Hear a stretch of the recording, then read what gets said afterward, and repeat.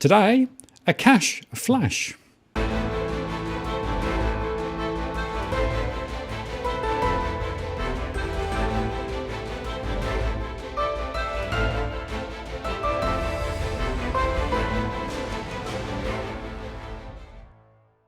Hello again, it's Martin North from Digital Finance Analytics, welcome to the latest post covering finance and property news with a distinctively Australian flavour. And I'm joined today by a very casual Robbie Barwick. Hi, Robbie. Hello, Martin. I'm casual on the outside. I'm fired up on the inside. Yes, well, we have every reason to be. We better give people a bit of an update as to what's going on and why we've decided to do this quick post.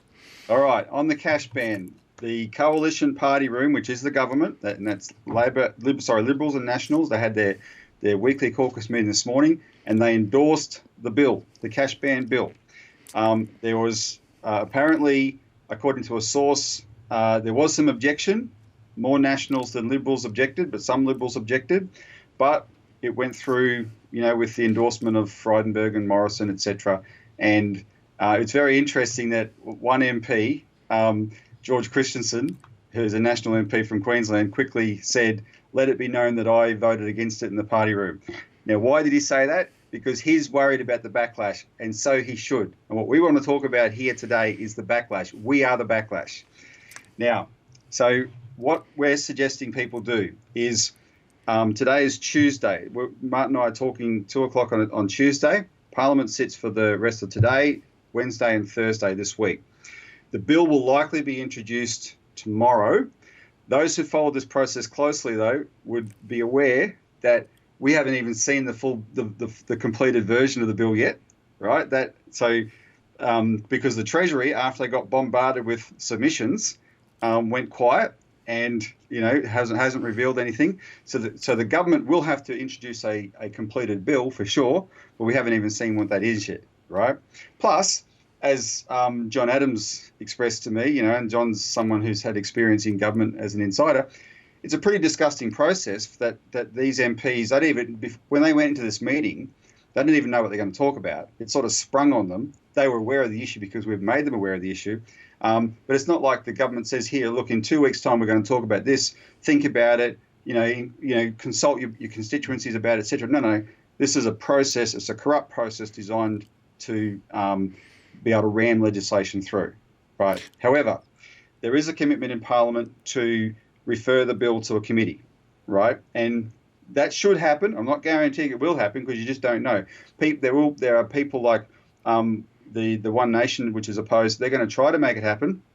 Labor has indicated they will support that, right? Hopefully the Greens support that. So that will allow this bill to be considered more thoroughly and not rammed through this week. And we have to make sure that that's the case. So what we're asking everyone to do is get on the blower today. Get on the blower tomorrow and Thursday. Call Parliament House. Don't call the electorate offices. Now, Martin can put under this post 2 links. Now, unfortunately, we don't have all the numbers in one place for you, but the 2 links will go to the Senate contact page and the House contact page. And on the right-hand column, the right-hand side of the page, you will see the senators sorted by state.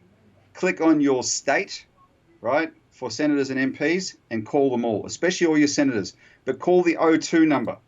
And if you're in New South Wales, it's 026, right, the Parliament number.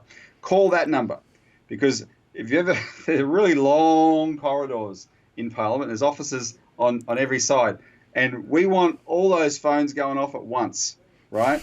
So that Parliament gets an idea that this is not business as usual, right? The public anger at the kind of stuff they do like this, because we have made sure the public know about it, the public get a chance to express that, right? And here's them business as usual. Oh, yeah, we've got a bill. It's going to take away cash, stuff people's civil liberties, stuff all the practical implications of it, stuff the fact that this is just another boost for the banks again, right? And all those things. We're not going to engage in conversation about that. We're just going to push this through with a whole bunch of docile MPs that are prepared to be yes men. That's business as usual, right? Too much has been done that way. This is a chance for the public to say no, enough's enough, and express your indignation. Call up and protest that you've heard this bill is going to be introduced, you've heard the Liberals have agreed to it, and blast them for it. So that those secretaries are saying, what have we done, right? What have we done? And then what will happen, I believe, is that will set the stage for the best possible inquiry we can have, right? Because they will realise, well, if we just go through the motions here and try and sweep this under the carpet, we're just going to be fueling this fire, right? And so that's the call to arms, metaphorically speaking, just to be clear on that. That's the call to arms. You know, use your voice, right? Now's it. Don't be passive. Be active. Click on these links and make those phone calls. As many calls you can make in the next few days this week, Tuesday, Wednesday, Thursday, make them. Yeah, Robbie, thank you for that. And of course, just to remind everybody, the 4,000 or thereabouts submissions have not been posted anywhere. So nobody has actually had any exposure to any of those submissions which were made. So the formal process that the government goes through in terms of exposing a draft for comment essentially has been gone round. Yep. Sure. Why? Because they don't like this opposition. So, and it's all about, will the parliamentarians be led by the nose to just let them get away with this? Under all ordinary circumstances, they will, unless they start to get in their mind that by doing so, they're really enraging the public, right? And we've made all the arguments on this show. You know, Martin and I did this post the other day. John Adams has gone through great detail with Martin about the negative interest rates. All the arguments are there. Actually, I'll also provide another link for you, Martin.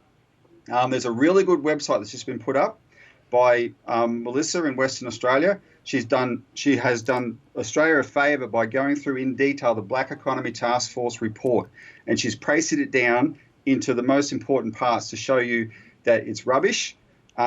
The claims of a black economy are well and truly overstated. It's not even really rigorous, right? It's very casual, just to come up with a pretext that they can hang this ban on, that then is going to allow them to trap people in banks for negative interest rates, etc. It's really good. It's only a few pages. It's worth reading it. Click on that as well, and send that link to members of Parliament too. Demand they read it. Right, that's the pretext upon which they're being asked to take away our rights and our freedoms to use cash and be private enough in our financial affairs. Yeah, and shout out to Melissa. She actually puts some very interesting charts together which show that essentially the numbers completely fudge, so it's a lot lower than it might first appear. And indeed, the number that Frydenberg used in the Parliament was, frankly, a number that can't be trusted. Yeah. So, hit the phones. Let's slip the dogs of war on the telephone. Well, we do have an opportunity to continue to influence, and that's what we're trying to do here. So, everybody now knows the story, what needs to be done, and there's a window of opportunity. So, go lobby. Yep. Robbie, thanks. Do it hard. Yeah, thanks for your time today, and we'll keep our finger on the pulse. See you later.